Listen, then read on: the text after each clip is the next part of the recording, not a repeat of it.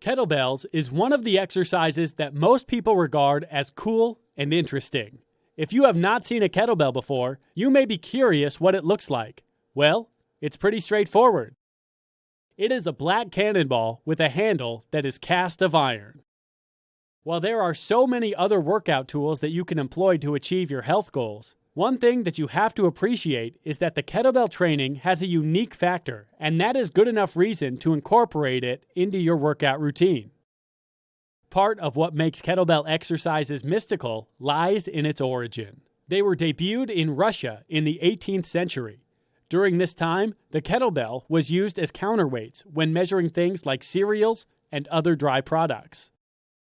Soon enough, the farmers started challenging each other to lift the heaviest kettlebells, and eventually, they found their way into the hands of strong circus men.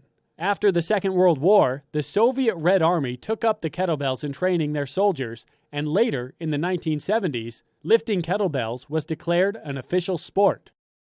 While kettlebells have been around in the U.S. for over a century, they have enjoyed its fair share of resurgence and eventually found their way into the gym and fitness stores. It comprises a bell, a handle, and horns. The bell, in this case, refers to the round cannonball-shaped weight, and the handle is what connects the kettlebell by simply sloping downwards on the end, hence referred to as the horns. It is the design that makes the kettlebell quite a unique tool. You may be thinking, what is the difference between kettlebells and dumbbells?